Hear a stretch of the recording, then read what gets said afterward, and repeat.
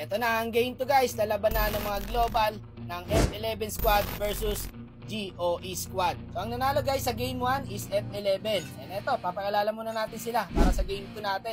Si Race ay merong 253 star. Si Reckless naman 632. Ito si Arisu 631. Ito si Benji 727 star. Si Sekray naman guys ay merong 501 star. Grabe itong mga to pre, no? At ito naman ang team ni Franly guys na merong 259 star. Si Peanut naman 334 star. Si Por naman guys ay merong 252 star. Si Kyle merong 404 star. And si Juna Doma ay merong 609 star. So tara, simulan na natin to pre. Match na match to pare. Ito na ang game 2. Paano sa edit, kinanginang yan, nilaro ni Wakno. At syempre, no banning system guys. Kaya po mapipick nila ang mga one-trick top global hero nila guys. Same hero pa rin to guys sa game 1. Tignan natin kung makakabansi ba ang team GOE. Kasi nanalo po sa game 1 is F11. So malalaman natin kung magkakaroon ng game 3. Eto, sa home court po ang team GOE. At ang mga dayuhan naman ay ang team F11. At para guys sa hindi nakapanood ng game 1, makikita nyo po yung content na yon sa baba ng video na to. Kaya mas maganda kung mapapanood nyo muna yung game 1 guys bago nyo to panoorin. At eto, bakbakan na agad pre.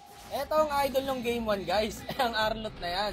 Mainit agad ang bakbakan ng ating mga kabayan. Tingnan nyo guys yung sele, only dash. Di ko alam kung paano niya ginagawa yan pre. Tignan mo, tuloy-tuloy pa ro. O dash ulit.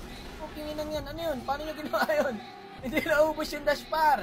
I-replay nyo guys. May magic yung sele. Ang galing. Paano niya nagagawa yun men? Eto sa turtle. Nako mukhang bawing-bawi ang GOE dito par. Malagbag lahat maglaro guys eh. Yung kali dupang. Isang gala na yun. Walang tapon pare. Solid lahat ng galaw guys. Walang sayang na skill. Oh mukhang may magagangster mga bossing.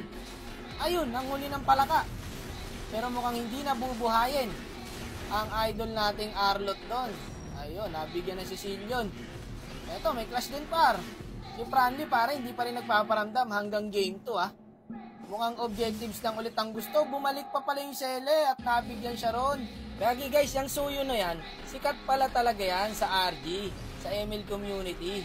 Ayun, naipit si Franly doon. At naipit din po yung Iritel. Nako, yung ginagawa sa kanila nung early, nung F11, ginagawa din ng GOE ngayon sa F11. Tingnan mo pa, oh. Hindi na nga natin makita guys yung combo nung Eve, pati nung Arlot nung game 1. Talagang pinag-aralan na yata. Wala, hindi na nila magawa eh. Ito mo, ultimo yung objectives ni Franly. Hindi niya na makuha. Nako, may kalalagyan yata si Franly dito. Ayun, nahuli ni Sekray. Wala pare. Gustong bumawi ng GOE.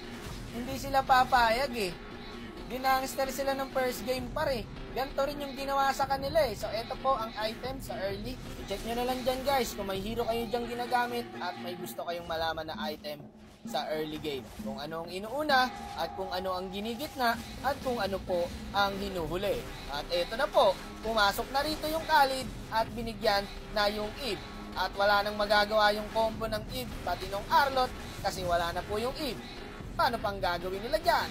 Babak na lang sila. At dito ang GOE dire-diretso sa pag-push.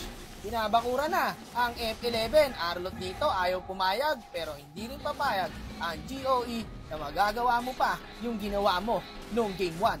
Okay mo pang MPL ang shoutcasteran ni Boss Wack. Eto na, 1v1 pero matatawag nating 1v2 kasi kasama yung aso. Ayun, Tognas pati amo. Sa nakikita po natin, no? Hindi ko na rin po alam kung paano ipapanalo ng F11 to. Pero syempre, may kasabihan nga tayo na square ang mapa at ang taong may tiyaga, may nilaga. Hanggat nakatayo ang mga tower, mauubos din yan pag hindi mo dinet.